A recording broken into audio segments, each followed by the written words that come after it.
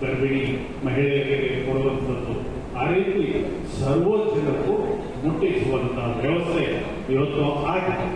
ಅದರ ಜೊತೆಗೆ ಇವತ್ತು ನಿಮಗೆ ಗೊತ್ತಿದ್ದ ಹಾಗೆ ಈ ದೇಶದ ಅಖಂಡತೆಯನ್ನು ಸಮಗ್ರತೆಯನ್ನು ಕಾಪಾಡೋದು, ಏನು ದೇಶದ ಒಳಗೆ ಇವತ್ತು ಕಾನೂನು ಸುವ್ಯವಸ್ಥೆ ಈ ದೇಶದಲ್ಲೇ ಇದ್ದುಕೊಂಡು ದೇಶ ಪಾಕಿಸ್ತಾನದ ಪರವಾಗಿ ಮಾತನಾಡುವಂತಹ ವ್ಯವಸ್ಥೆ ಎಲ್ಲೆಲ್ಲಿ ಕಾಂಗ್ರೆಸ್ ಸರ್ಕಾರ ರಾಜ್ಯದಲ್ಲಿ ಇದೆ ಅವರಲ್ಲಿ ನಡೀತಾ ಇದೆ.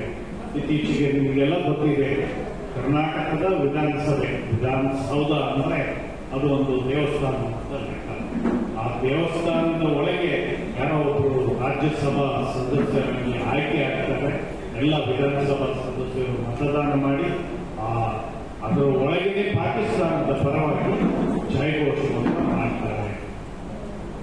ಮಾಧ್ಯಮದವರು ಅದನ್ನ ಪ್ರಶ್ನೆ ಮಾಡಿದಾಗ ಬಹುಶಃ ಯಾರು ಚುನಾಯಿತರಾದ ವ್ಯಕ್ತಿಯಿಂದ ಹಿಡಿದು ಎಲ್ಲರೂ ಅವ್ಯಾಚ ಶಬ್ದ, ಬಹುಶಃ ಅದನ್ನ ಇಲ್ಲಿ ನಾವು ಹೇಳಲಿಕ್ಕೂ ಸಾಧ್ಯ ಇಲ್ಲ ಅಂತ ಶಬ್ದಗಳೊಂದಿಗೆ ಟೀಕೆ ಮಾಡುವಂಥದ್ದನ್ನ ನಾನು ನೋಡಿದ್ದೇನೆ. ನೀವೆಲ್ಲ ಕೇಳಿದ್ದೀರಿ ಮಾಧ್ಯಮಗಳ ಮುಖಾಂತರ, ದೃಶ್ಯ ಮಾಧ್ಯಮಗಳ ಮುಖಾಂತರ. ಎಷ್ಟರ ಮಟ್ಟಿಗೆ ಹೇಳಿದ್ದಾರೆ ಅಂದ್ರೆ ಮಹಿಳಾ ಮತ್ತು ಮಕ್ಕಳ ಕಲ್ಯಾಣ ಇಲಾಖೆ ಸಚಿವೆ ಅವರು ಹೇಳ್ತಾರೆ 10 ಸಲ ದೃಶ್ಯವನ್ನು ನೋಡಿದ್ರಂತೆ, ಅವರಿಗೆ ಮನಸ್ಸೇ ಇಲ್ಲ ಅಂತೆ, ಕೇಳಲೇ ಇಲ್ಲ ಅಂತೆ, ಈ ರೀತಿ ಮಾತನಾಡುವುದನ್ನು ನೋಡಿದ್ದೀವಿ. ಇದು ಏನಂದ್ರೆ ಅಲ್ಪಸಂಖ್ಯಾತರು ಆದ ತಕ್ಷಣ ಕಾಂಗ್ರೆಸ್ನವರು ಕುರುಡರಾಗ್ತಾರೆ, ಕಿವುರು ಆಗ್ತಾರೆ, ಮೂಗರು ಆಗ್ತಾರೆ. ಅವ್ರಿಗೆ ಯಾವುದು ಕಾಣಿಸದೆ ಕಡೆಗೆ FSL ರಿಪೋರ್ಟ್ ಎಲ್ಲ ಬಂದಾದ್ಮೇಲೆ ನಿಜ ಅಂತ ಆದ್ಮೇಲೆ ಈಗ ಮಾತಾಡೋದ್ರಿಂದ ಒಂದು ಸ್ವಲ್ಪ ಜನ ಒಳಗೇನು ಹೋಗಿದ್ದಾರೆ. ಆದರೆ ಇದು ಯಾವ ಮಟ್ಟಕ್ಕೆ ಹೋಗ್ತದೆ ಇದನ್ನ ನಾವು ಯೋಚನೆ ಮಾಡಬೇಕಾಗ್ತದೆ. ಹಾಗಾಗಿ ಈ ಒಂದು ಚುನಾವಣೆ ಅತ್ಯಂತ ಗಂಭೀರವಾದ ಚುನಾವಣೆ ಅಂತ ನಾನು ತಿಳ್ಕೊಂಡಿದ್ದೇನೆ. ಬಹುಶಃ ಪಾರ್ಲಿಮೆಂಟ್ ಚುನಾವಣೆ ಎಂದಾಗ ಕೇಂದ್ರ ಸರ್ಕಾರದ ಸಾಧನೆಗಳು ಸಾಕಷ್ಟಿದೆ. ನಮ್ಮ ಲೋಕಸಭಾ ಸದಸ್ಯರು ಹಿಂದೆ ಇನ್ನೂ ಲೋಕಸಭಾ ಸದಸ್ಯರಾದ ಪ್ರತಾಪ್ ಸಿಂಹ ಅವರು ಸಾಕಷ್ಟು ಅಭಿವೃದ್ಧಿ ಕೆಲಸಗಳನ್ನು ಮಾಡಿದ್ದಾರೆ. ಜನರಿಗೆ ಬಿಜೆಪಿ ಮೇಲೆ ವಿಶ್ವಾಸ ಇದೆ. ಇಷ್ಟೊಂದು ಕಾರ್ಯಕ್ರಮಗಳನ್ನು ಕೊಟ್ಟಾಗ ಖಂಡಿತ ನಮ್ಮ ಜನ ಬೆಂಬಲಿಸುತ್ತಾರೆ ಅನ್ನುವಂಥ ಭಾವನೆ ನಮ್ಮ ಎಲ್ಲರಲ್ಲಿ ಅತಿ ವಿಶ್ವಾಸವೂ ಕೂಡ ನಮಗೆ ಇದೆ. ಆದರೆ ಒಂದು ಎಚ್ಚರಿಕೆಯನ್ನು ನಾನು ಈ ಸಂದರ್ಭದಲ್ಲಿ ತಮ್ಮ ಮುಂದೆ ಹೇಳಲಿಕ್ಕೆ ಇಷ್ಟಪಡ್ತೇನೆ. ನಿಮಗೆಲ್ಲ ಗೊತ್ತಿದ್ದ ಹಾಗೆ ಸನ್ಮಾನ್ಯ ಅಟಲ್ ಬಿಹಾರಿ ವಾಜಪೇಯಿ ಅವರು 1998ರವರೆಗೆ 2004ರವರೆಗೆ ಈ ದೇಶದ ಪ್ರಧಾನಮಂತ್ರಿಗಳಾಗಿ ಆಡಳಿತ ನಡೆಸಿದ್ರು. 21 ಪಕ್ಷ, ಏನು ಬಿಜೆಪಿಗೆ ಬಹುಮತನೇ ಇರಲಿಲ್ಲ, 21 ಪಕ್ಷಗಳನ್ನು ಕಟ್ಟಿಕೊಂಡು ಒಳ್ಳೆ ಆಡಳಿತ ಕೊಟ್ಟರು. ಅನೇಕ ಕಾರ್ಯಕ್ರಮ, ಜನಪರ ಕಾರ್ಯಕ್ರಮ ಈಗ ಹೇಗೆ ಮೋದಿಜಿಯವರು ಕೊಟ್ಟಿದ್ದಾರೆ ಅದೇ ರೀತಿ ಕಾರ್ಯಕ್ರಮಗಳನ್ನು ಅವರು ಕೊಟ್ಟಿದ್ದಾರೆ. ಆದರೆ ಅದರ ಪರಿಣಾಮ ಬಹುಶಃ ಮಾಧ್ಯಮಗಳು ಎಲ್ಲರೂ ಇವತ್ತೇನು ಎಕ್ಸಿಟ್ ಪೋಲ್ ಅಲ್ಲಿ 400 ಸೀಟ್ ಅಂತ ಹೇಳ್ತಾರೆ, ಆಗ ಕೂಡ ಬಿಜೆಪಿ 1ಕ್ಕೆ 350 ಸ್ಥಾನಗಳು ಬರ್ತದೆ ಅಂತ ಹೇಳಿ ನಮ್ಮ ನಾಯಕರಿಗೆಲ್ಲ ಅತಿ ವಿಶ್ವಾಸ. ಪಾರ್ಲಿಮೆಂಟಿನ 6 ತಿಂಗಳಿಗೆ ಮೊದಲೇ ವಿಸರ್ಜನೆ ಮಾಡಿ ನಾವು ಚುನಾವಣೆಗೆ ಹೋದ 2004 ಇಲ್ಲಿ ನಾವು ಗೆದ್ದಿದ್ದೇವೆ. ಆಗ ಇಲ್ಲಿ ಸದಾನಂದ ಗೆದ್ದಿದ್ವಿ. ಆದರೆ ಪರಿಣಾಮ ಏನಾಯಿತು? ನಾವು 134 ಸ್ಥಾನಕ್ಕೆ ಇಳಿದು ಮತ್ತೆ ಅಧಿಕಾರ ಹಿಡಿಬೇಕಾದ್ರೆ 10 ವರ್ಷ ಬೇಕಾಯಿತು. ವಾಜಪೇಯಿ ಅವರು ಕರ್ನಾಟಕಕ್ಕೆ ಬಂದಾಗ ಮಾಧ್ಯಮದವರು ಕೇಳ್ತಾರೆ, ಯಾಕೆ ಈ ತರ ಇಷ್ಟು ಒಳ್ಳೆ ಆಡಳಿತ ಕೊಟ್ಟಾಗ ಅವರು ಬಹಳ ನೋವಿಗೆ ಹೇಳಿದ್ರು.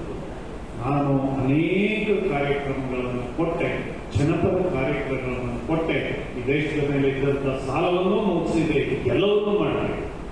ಆದರೆ ನಾನು ಸೋತಿದ್ದು ನಮ್ಮ ಕಾರ್ಯಕರ್ತರೇ ಹೊರತು ಮತದಾರರಿಂದ ನಾನು ಸೋಲಿಲ್ಲ. ಕಾರಣ ಏನಂದ್ರೆ ನನ್ನ ಕಾರ್ಯಕ್ರಮಗಳನ್ನು ನಾನು ಮತದಾರರಿಗೆ ಹೇಳುವಂತ ಕೆಲಸ ಆಗೇ ಇಲ್ಲ ಅನ್ನುವಂಥ ಮಾತನ್ನ ಅತ್ಯಂತ ನೋವಿಂದ ಹೇಳಿದ್ರು. 10 ವರ್ಷಗಳಲ್ಲಿ ನಮ್ಮ ಕೇಂದ್ರದಲ್ಲಿ ಭಾರತೀಯ ಜನತಾ ಪಕ್ಷದ ನರೇಂದ್ರ ಮೋದಿ ಅವರ ಆಡಳಿತ ನಡೆಸಿದ್ದಾರೆ. ಸ್ವಚ್ಛ, ದಕ್ಷ, ಪ್ರಾಮಾಣಿಕವಾಗಿ ಈ ದೇಶಕ್ಕಾಗಿ ಈ 140 ಕೋಟಿ ಜನರ ಅಭಿವೃದ್ಧಿಗೋಸ್ಕರ ಹಗಲು ರಾತ್ರಿ ಇವತ್ತು ಕೇವಲ 6 ಗಂಟೆಗಳ ನಿದ್ರೆ ಮಾಡಿ 18 ಗಂಟೆಗಳ ಈ ದೇಶದ ಜನರಿಗೋಸ್ಕರ ದುಡಿಸುವಂತಹ ಮಹಾನ್ ವ್ಯಕ್ತಿ ನರೇಂದ್ರ ಮೋದಿ ಅವರು. ಇವತ್ತು ನಮ್ಮ ಪ್ರಣಾಳಿಕೆಯಲ್ಲಿ ಕೊಟ್ಟಂಥದ್ದು ಯಾವುದೆಲ್ಲ ಪ್ರಣಾಳಿಕೆಗಳು ಕೊಟ್ಟಿದ್ದಾರೆ ಅದನ್ನು ತೀರಾ 95 ಭಾಗ ಈಡೇರ್ತದೆ ಕೇವಲ 10 ವರ್ಷದಲ್ಲಿ. ಇವತ್ತು ನಮ್ಮ ದೇಶದ ಆರ್ಥಿಕ ಪರಿಸ್ಥಿತಿ ಆಗಿದೆ. ಸ್ವತಂತ್ರ ಸಿಕ್ಕಿದಾಗ 7-8ನೇ ಸ್ಥಾನದಲ್ಲಿತ್ತು. ತದನಂತರದಲ್ಲಿ ಕಾಂಗ್ರೆಸ್ನ ಆಡಳಿತ 60 ವರ್ಷಗಳ ಆಡಳಿತದಲ್ಲಿ 16ನೇ ಸ್ಥಾನಕ್ಕೆ ಹೋಗಿತ್ತು. ಆದರೆ ಇವತ್ತು ಕೇವಲ 10 ವರ್ಷದಲ್ಲಿ ಭಾರತೀಯ ಜನತಾ ಪಕ್ಷದ ನರೇಂದ್ರ ಮೋದಿ ಅವರ ಆಡಳಿತ ವ್ಯವಸ್ಥೆಯಲ್ಲಿ ಇವತ್ತು ಆರ್ಥಿಕ ವ್ಯವಸ್ಥೆ 5ನೇ ಸ್ಥಾನಕ್ಕೆ ತಲುಪಿದೆ. ಇವತ್ತು ಪ್ರತಿಯೊಬ್ಬ ಈ ನಾಗರಿಕರು ಸುಖಿ ಜೀವನವನ್ನು ಆರಿಸಬೇಕು. ಕಡು ಬಡವರು, ರೈತಾಪಿ ವರ್ಗದವರು, ಇಂಡಸ್ಟ್ರಿಯಲ್, ಪ್ರತಿ ದೇಶದ ಜನರು ಒಳ್ಳೆಯ ಬದುಕನ್ನು ಕಟ್ಟಿಕೊಳ್ಬೇಕು ಅಂತ ಹೇಳಿ ಗ್ರಾಮೀಣ ಮಟ್ಟದ ಜನರಿಗೆ ಜಲಜೀವನ ಕುಡಿಯುವ ನೀರಿನ ವ್ಯವಸ್ಥೆ ಪ್ರತಿ ಗ್ರಾಮಗಳಿಗೆ ಮನೆಗಳಿಗೆ ಕುಡಿಯುವ ನೀರಿನ ವ್ಯವಸ್ಥೆಯನ್ನು ಮಾಡಿದರು. ಹಾಗೆ ಈ ದೇಶದಲ್ಲಿ ಪ್ರತಿಯೊಬ್ಬರಿಗೂ ಮನೆ ಇರಬೇಕು ಅಂತ ಹೇಳಿ ಆ ಮನೆಯ ಯೋಜನೆಯನ್ನು ಕಟ್ಟುವಂತ ವ್ಯವಸ್ಥೆ ಮಾಡಿದರು. ಕರೆಂಟಿನ ಕೊಡುವಂತ ವ್ಯವಸ್ಥೆಯನ್ನು ಮಾಡಿದರು. ಈ ದೇಶದಲ್ಲಿ ನಮ್ಮ ವಾಜಪೇಯಿ ಅವರು 28 ವರ್ಷಗಳ ಆಡಳಿತ ನಡೆಸಿದಾಗ ಈ ದೇಶದಲ್ಲಿ NH ನ್ಯಾಷನಲ್ ಹೈವೇ ಯಾಕೆಂತ ಹೇಳಿದ್ರೆ ಇವತ್ತು ಸರಕು ಸಾಗಾಣಿಕೆಗೆ ಆ ವೆಚ್ಚ ಭರಿಸೋದು ಸಾಧ್ಯ. ಜನಸಾಮಾನ್ಯರ ಈ ದಿನಸಿ ಪದಾರ್ಥ ಟ್ರಾನ್ಸ್ಪೋರ್ಟಿಂಗ್ ಹೆಚ್ಚಿಗೆ ಖರ್ಚು ಬರ್ತದೆ ಅಂತ ಹೇಳಿ ಇವತ್ತು ನ್ಯಾಷನಲ್ ಹೈವೇ ಯೋಜನೆಯನ್ನು ತಂದರು. ಕಾಶ್ಮೀರದಿಂದ ಕನ್ಯಾಕುಮಾರಿವರೆಗೆ, ಮಹಾರಾಷ್ಟ್ರದಿಂದ ಬಿಹಾರವರೆಗೆ NH ನ್ಯಾಷನಲ್ ಹೈವೇ ತಂದರು. ಅದೇ ರೀತಿ ಮೋದಿಯವರು ಆ ನ್ಯಾಷನಲ್ ಹೈವೇನನ್ನು ಬಹಳ 10 ವರ್ಷದಲ್ಲಿ 8,500 ಚಿಲ್ಲರೆ ಕಿಲೋಮೀಟರ್ ಮಾಡುವಂತ ನ್ಯಾಷನಲ್ ಹೈವೇ ಕಾರ್ಯಕ್ರಮವನ್ನು ಯಶಸ್ವಿಯಾಗಿ ಮಾಡಿದ್ದಾರೆ. ಆದರೆ ಕಾಂಗ್ರೆಸ್ನ ಆಡಳಿತದಲ್ಲಿ 60 ವರ್ಷಗಳಲ್ಲಿ 2,800 ಚಿಲ್ಲರೆ ಕಿಲೋಮೀಟರ್ ಮಾತ್ರ ಅವರಿಗೆ ಮಾಡಲಿಕ್ಕೆ ಸಾಧ್ಯವಾಯಿತು. ಹಾಗೆ ಇವತ್ತು ಜನಸಾಮಾನ್ಯ ಬದುಕಿಗೆ ಯಾಕೆಂತಂದ್ರೆ ನಮ್ಮ ಜನಸಾಮಾನ್ಯರ ಕಡು ಬಡವರು ಇವತ್ತು ಏನು ಆಯುಷ್ಮಾನ್ ಭಾರತಿ ಮತ್ತೆ ಇನ್ಶೂರೆನ್ಸ್ ಯೋಜನೆ, ಹಾಗೆ ಜನ ಔಷಧಿ, ಇವತ್ತು ಕಡು ಬಡವರಿಗೆ ಹಾಸ್ಪಿಟಲ್ ಮೆಡಿಕಲ್ ಶಾಪಿಗೆ ಹೋದಾಗ 100 ರೂಪಾಯಿ ಕೊಡುವಂತ ಮೆಡಿಸಿನ್ 25 ರೂಪಾಯಿಗೆ ಕೊಡುವಂತ ವ್ಯವಸ್ಥೆ ಇವತ್ತು ಸಾವಿರಾರು ಗಟ್ಟಲೆ ಭಾರತ ದೇಶದಲ್ಲಿ ಜನ ಔಷಧಿ ಕೇಂದ್ರಗಳು ತೆರೆದಂತ ಕೀರ್ತಿ ಭಾರತೀಯ ಜನತಾ ಪಕ್ಷಕ್ಕೆ ಸಲ್ಲಬೇಕಾಯ್ತದೆ. ಮಾತಾಡಲಿಲ್ಲ, ಅವರನ್ನೊಂದು ರಿಕ್ವೆಸ್ಟ್ ಮಾಡ್ಕೊಳ್ಳಿಲ್ಲ ಅಂತ ಹೇಳುವಾಗ ಒಂದು ಸ್ವಲ್ಪ ಬೇರೆಯವರು ಹೋಗಿ ಅವರನ್ನ ಒಂದು ಸ್ವಲ್ಪ ಮಾತಾಡ್ತಿದ್ರೆ ಇವರು ಯಾರು ಬರಲಿಲ್ಲ ಅವರಿಗೆ ಅವರು ಮಾತಾಡ್ಕೊಡು ಅಂತ ಹೇಳಿ ಈ ರೀತಿ ಬದಲಾವಣೆ ಇರುವಂತ ಅವಕಾಶ ಇರುತ್ತೆ. ಅದರಿಂದ ಪ್ರತಿಯೊಬ್ಬರು ನಮಗೆ ಇವತ್ತು ಹಿಂದೆಲ್ಲ ನಾವು ನೋಡಿದಾಗ ಏನಂದ್ರೆ ಯಾವುದೋ ಒಂದು ಸರ್ಕಾರ ಆಡಳಿತ ಮಾಡಿದರೆ ಮುಂದಿನ ಸಲ ಚುನಾವಣೆ ಹೋಗ್ಲಿಕ್ಕೆ ಕಷ್ಟ. ಅವರಲ್ಲಿ ಭ್ರಷ್ಟಾಚಾರ ಇನ್ನೊಂದು ಅವ್ರ ಮೇಲೆ ಆಡಳಿತ ವಿಫಲತೆ ಯಾವುದೋ ಒಂದು ರೀತಿಯ ಕೊರತೆಗಳಿರ್ತಿತ್ತು. ಆದರೆ ಇವತ್ತು ನಮ್ಮ ಬಿಜೆಪಿಯ ಕೇಂದ್ರ ಸರ್ಕಾರ ಮಾಡಿದಂಥ ಆಡಳಿತ ನಮಗೆ ಹೋದಾಗ ಗೌರವವನ್ನು ಕೊಡ್ತಾರೆ. ಯಾವುದೇ ಮನೆಗೆ ಬಂದರೆ ಅವರು ಗೌರವಯುತವಾಗಿ ಭಾರತೀಯ ಜನತಾ ಪಾರ್ಟಿಯ ಒಬ್ಬ ಕಾರ್ಯಕರ್ತ ಬಂದರೆ ಗೌರವಯುತವಾಗಿ ಅವರು ಸ್ವೀಕಾರ ಮಾಡ್ತಾರೆ. ಇಂಥ ಒಂದು ಅವಕಾಶವನ್ನು ನಾವೆಲ್ಲರೂ ಸದುಪಯೋಗ ಪಡಿಸಿಕೊಳ್ಳುವ. ಅದರಿಂದ ನಾವೆಲ್ಲರೂ ಸೇರಿ ಮೋದಿಯನ್ನು ಮತ್ತೊಂದು ಸಲ ಗಟ್ಟಿ ಮಾಡೋದ್ರಲ್ಲಿ 370 ಏನು ಅವರು ಹೇಳಿದ್ದಾರೆ, 370 ವಿಧಿಯನ್ನು ತೆಗೆದಿದ್ದಕ್ಕಾಗಿ ಈ ಬಾರಿ 370 ನಾವು ಭಾರತೀಯ ಜನತಾ ಪಾರ್ಟಿಯ ಗೆಲ್ಲಬೇಕು ಅಂತೇಳಿ ಒಟ್ಟು NDA 400ಕ್ಕೆ ಮೇಲ್ಪಟ್ಟು ಸ್ಥಾನವನ್ನು ಗೆಲ್ಲಬೇಕು ಅಂತೇಳಿ ಇದರನ್ನ ಮಾಡಲಿಕ್ಕೆ ನಾವೆಲ್ಲರೂ ಒಂದು ರೀತಿ ನಮ್ಮ ಅಳಿಲು ಸೇವೆಯನ್ನ ಮಾಡುವಂತ ಹೇಳಿ ಈ ಭಾಗದ ಪ್ರತಿಯೊಬ್ಬ ಕಾರ್ಯಕರ್ತರು ನಮ್ಗೆ ಗೊತ್ತಿದೆ. ಸಂಪಾಜೆ ಎಂಬು ಈ ನಮ್ಮ ಮಲೆನಾಡು ಈ ಭಾಗದ ಕಾರ್ಯಕರ್ತರು ಅಂದ್ರೆ ಬಿಜೆಪಿಗೆ ಒಂದು ಶಕ್ತಿ ಮೊದಲಿಗೆ ಕೊಟ್ಟಿದ್ದಾರೆ. ಈ ಸಲ ಸಿಗ್ತದೆ ಅಂತ ಭರವಸೆಯನ್ನು ನಿಮ್ಮ ಮುಖಾಂತರ ನಾನು ಎಲ್ಲರಿಗೆ ಕೊಡಲಿಕ್ಕೆ ಇಷ್ಟಪಟ್ಟಿದ್ದೇನೆ. ಒಂದು ಮನವಿ ಸಲ್ಲಿಸಲು ಬಂದಿದೆ. ಬಹುಶಃ ನಿಮ್ಮೆಲ್ಲರಿಗೂ ಗೊತ್ತಿದೆ, ನಮ್ಮ ಮೈಸೂರು ಅರಸರ ಕೊಡುಗೆ ಬಗ್ಗೆ ಬೇಕಾದಷ್ಟು ಕಡೆ ಮಾತಾಡಿದ್ದಾರೆ. ಅದಕ್ಕೂ ನನಗೂ ಇವತ್ತಿನ ವೇದಿಕೆ ಅಲ್ಲ ಅದರ ಬಗ್ಗೆ ಮಾತಾಡೋದು. ನಾನು ಹೇಳಕ್ಕೆ ಇಷ್ಟಪಡ್ತೀನಿ ಏನಂದ್ರೆ, ಆ ಮೈಸೂರು ಅರಸರು ಮಾಡಿರ್ತಕ್ಕಂಥ ಕೆಲಸ ಅದರ ಪ್ರತಿಧ್ವನಿ ಇವಾಗ ಕೇಂದ್ರ ಸರ್ಕಾರದಿಂದ ಕೇಳಿ ಬರ್ತಾ ಇದೆ. ಯಾವ ರೀತಿ ಮೈಸೂರು ಸಂಸ್ಥಾನದಲ್ಲಿ Mysuru sandal silks, Mysuru soap, Mysuru sugar, Mysuru steel ಇಂಥ ಬ್ರ್ಯಾಂಡ್ ಮೈಸೂರನ್ನು ಸೃಷ್ಟಿಸಿದ್ರು, ಅದೇ ರೀತಿ ಇವಾಗ ಮೇಕ್ ಇನ್ ಇಂಡಿಯಾ ನಮ್ಮ ಸ್ವಾತಂತ್ರ್ಯದ ಸ್ವದೇಶಿ ಉತ್ಪನ್ನಗಳ ಉತ್ತಮವಾದ ಪ್ರೋತ್ಸಾಹವನ್ನು ಕೇಂದ್ರ ಸರ್ಕಾರ ಕೊಡ್ತಾ ಇದೆ. ಅಂದಿನ ಕಾಲದಲ್ಲಿ ಸಮಾಜದ ಒಂದು ಪರಿಸ್ಥಿತಿ ಉತ್ತಮಗೊಳಿಸುವುದಕ್ಕಾಗಿ ಮೀಸಲಾತಿ ಮತ್ತು ಅನೇಕ ಯೋಜನೆಗಳನ್ನು, ಮಹಿಳೆಯರ ಸಬಲೀಕರಣಕ್ಕೆ ಅನೇಕ ಯೋಜನೆಗಳನ್ನು ಅಂದಿನ ಅರಸರು ಏನು ತಂದ್ರು, ಅದೇ ರೀತಿ ಈಗ ಕೇಂದ್ರ ಸರ್ಕಾರದಲ್ಲಿ ಅನೇಕ ಸ್ಕೀಮ್ಗಳು ಕೌಶಲ್ಯ ಅಭಿವೃದ್ಧಿಗಾಗಿ ಮಹಿಳೆಯರ ಸಬಲೀಕರಣಕ್ಕಾಗಿ ಮತ್ತು ಇಡೀ ಸಮಾಜದ ಒಂದು ಪರಿಸ್ಥಿತಿ ಉತ್ತಮಗೊಳಿಸೋದಕ್ಕಾಗಿ ನಮ್ಮ ಕೇಂದ್ರ ಸರ್ಕಾರದಿಂದ ಸ್ಥಾಪನೆ ಆಗ್ತಾ ಇದೆ. ಸೆಂಟ್ರಲ್ ಸ್ಕೀಮ್ ಇರ್ಬೋದು, ಸೆಂಟ್ರಲಿ ಸ್ಪಾನ್ಸರ್ಡ್ ಸ್ಕೀಮ್, ಅನೇಕ ಸ್ಕೀಮ್ಗಳು. ಯಾವ ರೀತಿ ಮೈಸೂರಲ್ಲಿ ಇನ್ಫ್ರಾಸ್ಟ್ರಕ್ಚರ್, ನಮ್ಮ ಸಂಪನ್ಮೂಲಗಳು ಅಂದರೆ ನಮ್ಮ ನೀರಾವರಿ ಯೋಜನೆ ಇರ್ಬೋದು, ನಮ್ಮ ಕನೆಕ್ಟಿವಿಟಿ ಇರ್ಬೋದು, ರೈಲ್ವೆ ಇರ್ಬೋದು, ಅದೆಲ್ಲರೂ ಅಭಿವೃದ್ಧಿ ಮಾಡಲು ಅದೇ ರೀತಿ ಇವಾಗ ಪ್ರಧಾನಮಂತ್ರಿ ನರೇಂದ್ರ ಮೋದಿ ಅವರ ನಾಯಕತ್ವದಲ್ಲಿ ಆ ಎಲ್ಲ ಅಭಿವೃದ್ಧಿಯನ್ನು ನಡೀತಾ ಇದೆ. ಆ ಮೈಸೂರು ಸಮಯದಲ್ಲಿ ಮೈಸೂರು ಸಂಸ್ಥಾನಕ್ಕೆ ಒಂದು ಸುವರ್ಣ ಯುಗ ಕಾಣ್ತು. ಈಗ ನಮ್ಮ ಪ್ರಧಾನಮಂತ್ರಿಯವರ ದೃಷ್ಟಿಯೊಂದಿಗೆ ನಮ್ಮ ಈ ಭಾರತಕ್ಕೆ ಒಂದು ಸುವರ್ಣ ಯುಗ, ವಿಕಸಿತ ಭಾರತ 2047ಗೋಸ್ಕರ ನಾವು ಎಲ್ಲರೂ ಕೆಲಸ ಮಾಡಬೇಕಾಗಿರೋದು ಒಂದು ಕಾಲ ಬಂದಿದೆ. ಆಗಲೇ 10 ವರ್ಷದಲ್ಲಿ ಅವರು ಒಂದು ಒಳ್ಳೆಯ ಅಡಿಪಾಯ ಇಟ್ಟಿದ್ದಾರೆ. ಆ ಭವಿಷ್ಯಕ್ಕೆ ನಾವು ಹೇಗೆ ಅಭಿವೃದ್ಧಿ ಮಾಡಬೇಕಾಗಿದೆ ಆಗಲೇ ದಾರಿ ಕೊಟ್ಟಿದೆ.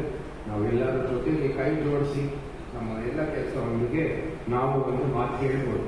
ಮೈಸೂರಲ್ಲಿ ಅನೇಕ ಭಾಗದಲ್ಲಿ ಅವರು ಹೇಳ್ತಾರೆ, ನಮ್ಮ ಪೂರ್ವಜರು ಅಂದಿನ ಕಾಲದಲ್ಲಿ ನಾವು ಇದ್ವಿ, ಅದ್ರ ಬಗ್ಗೆ ಎಷ್ಟೋ ಕಥೆಗಳನ್ನು ಬಂದು ಹೇಳ್ತಾರೆ. ಇವಾಗ ಕೆಲಸ ಮಾಡಿದ್ದೀವಿ ಅಂತ ನಾವು ಹೇಳ್ಬೋದು. ಸೊ ಅದೇ ಆಸವಾದದ್ದು ಒಂದು ಮುಂದೆ ಬರುವ ಚುನಾವಣೆಯಲ್ಲಿ ನಾವೆಲ್ಲರ ಜೊತೆ ಕೈ ಜೋಡಿಸಿ ಕೆಲಸ ಮಾಡಬೇಕಾಗಿರೋದು ಬಹಳ ಮುಖ್ಯವಾದದ್ದು. ನಮ್ಮ ಎಲ್ಲ ಕೆಲಸಕ್ಕೂ ಯಶಸ್ವಿ ಆಗಬೇಕಂದ್ರೆ ನಮ್ಮ ಕಾರ್ಯಕರ್ತರೇ ಅವರ ಕೆಲಸದಿಂದಲೇ ಅದು ಯಶಸ್ವಿ ಆಗೋದು. ಆ ಶ್ರೇಯಸ್ಸನ್ನು ಕೂಡ ನಿಮಗೆ ಅದು ಉಂಟು. ಸೊ ಅದಕ್ಕಾಗಿ ನಿಮ್ಮ ಸಹಾಯ ಸಹಕಾರ ಸದಾ ಇರಲಿ ನಮ್ಮಲ್ಲಿ ಅಂತ ಕೇಳ್ತಾ, ಅಂತ ಹೇಳಿದ್ರೆ ತಪ್ಪಾಗಲ್ಲ. ಅದರ ಜೊತೆಗೆ ಬಹಳಷ್ಟು ಪ್ರಶ್ನೆಗಳು ಬಂದಿದೆ. ಹೌದು, ಅದು ಸಹಜ. ಅರಮನೆಯಿಂದ ಒಬ್ಬ ವ್ಯಕ್ತಿ ಬಂದರೆ ಆಚೆಗೆ ಪ್ರತಿನಿಧಿ ಆಗೋದಕ್ಕೆ ಕೆಲವು ಪ್ರಶ್ನೆಗಳು ಹೇಳ್ತಿದ್ರೆ, ಅರಮನೆ ಹೇಗೆ ಹೋಗೋಗೆ, ನಮ್ಮ ಸಮಸ್ಯೆಗಳು ಹೇಗೆ ಹೋಗಿ ಬಳಸ್ಬೋದು ಅಂತ ನಾನು ಹೇಳಿದ್ದೀನಿ ಅನೇಕ ಬಾರಿ. ಅರಮನೆಗೆ ಬರ್ತಾ ಇದ್ರೆ ದಯವಿಟ್ಟು ಬನ್ನಿ, ಅಲ್ಲಿ ದೇವಾಲಯ ದರ್ಶನಕ್ಕೆ ಬನ್ನಿ, ಅರಮನೆ ನೋಡಕ್ಕೆ ಬನ್ನಿ, ಅರಮನೆ ಲೈಟಿಂಗ್ಗೋಸ್ಕರ ಬನ್ನಿ ಅಥವಾ ದಸರಾ ನೋಡಕ್ಕೆ ಬನ್ನಿ. ನಮ್ಮನ್ನ ಒಬ್ಬ ಸಂಸದ ರೂಪದಲ್ಲಿ ನಮ್ಮ ಕಚೇರಿಯನ್ನು ಓಪನ್ ಮಾಡುತ್ತೆ. ಅಲ್ಲಿನೇ ಬಂದು ನಿಮ್ಮ ಎಲ್ಲ ಸಮಸ್ಯೆಗಳು ಏನೇನು ಸಹಕಾರ ಕೊಡ್ತೀರಾ, ಹೇಗೆ ಅಥವಾ ಏನಾದರೂ ಸಲಹೆ ಇದೆ ಅಲ್ಲಿಗೆ ಬಂದು ದಯವಿಟ್ಟು ಬನ್ನಿ. ಅಲ್ಲೇ ನಾನು ಅದು ಇರ್ತೀನಿ. ಆ ಕಚೇರಿ ಅದು ನನ್ನ ಕಚೇರಿ ಅಲ್ಲ, ಮುಖ್ಯವಾಗಿ ಆ ಕಚೇರಿ ಅದು ನನ್ನ ಕಚೇರಿ ಅಂತ ನಾನು ಅನ್ಕೊಂಡಿಲ್ಲ. ಅದು ನಿಮ್ಮ ಕಾರ್ಯಕರ್ತರ ಕಚೇರಿನೇ ಆಗುತ್ತೆ. ಸೊ ಅದು ನಿಮಗೆ ಕಚೇರಿ ಅಂತ ಅನ್ಕೊಂಡು ನಿಮ್ಮೆಲ್ಲರ ಕೆಲಸ ಅದರಿಂದಾನೇ ಆಗಲಿ ಮತ್ತು ನಮ್ಮ ಈ ಮೈಸೂರು ಕೊಡಗು ಕ್ಷೇತ್ರ ಒಳ್ಳೆಯ ಅಭಿವೃದ್ಧಿ ಆಗಲಿ. ನಾವೆಲ್ಲರ ಒಂದು ಹಿತರಕ್ಷಣೆಗಾಗಿ ನಾವು ಕೆಲಸ ಮಾಡೋಣ. ಮತ್ತೆ ಇಡೀ ದೇಶಕ್ಕೋಸ್ಕರ ಒಂದು ಒಳ್ಳೆಯ ಶ್ರೇಷ್ಠ ಭಾರತ ನಿರ್ಮಾಣ ಮಾಡಿ ಮುಂಬರುವ ಪೀಳಿಗೆಗೆ ನಿಜವಾದ ಒಂದು ಎಲ್ಲ ರೀತಿಯ ಅವ್ರಿಗೆ ಬೇಕಾಗಿರುವ ಸೌಲಭ್ಯಗಳನ್ನು ಸ್ಥಾಪನೆ ಮಾಡಿ ನಾವು ಬಿಟ್ಕೊಡೋಣ ಅಂತ ಒಂದು ಒಳ್ಳೆಯ ಕೆಲಸ ಮಾಡೋಣ ಅಂತ ಕೇಳ್ತಾ, ಮತ್ತೊಮ್ಮೆ ನೀವೆಲ್ಲರೂ ನಮ್ಮ ಕೂರ್ಪಿನಲ್ಲಿ ಒಂದು ಅತ್ಯದ್ಭುತವಾದ ಸ್ವಾಗತ ನೀಡಿದ್ದೀರಾ. ಎಲ್ಲರಿಗೂ ಶ್ರೇಷ್ಠ ತಾಯಿ ಕಾವೇರಮ್ಮ ಮತ್ತು ತಾಯಿ ಚಾಮುಂಡೇಶ್ವರಿ ನಮ್ಮೆಲ್ಲರಿಗೂ ಒಳ್ಳೆಯ ಆರೋಗ್ಯ ಅಭಿವೃದ್ಧಿಯನ್ನು ದಯಪಾಲಿಸಲು ಪ್ರಾರ್ಥನೆ ಮಾಡ್ತಾ ಒಂದು 2 ಮಾತನ್ನು ಮುಗಿಸ್ತೇನೆ. ಜೈ ಹಿಂದ್, ಜೈ ಕರ್ನಾಟಕ.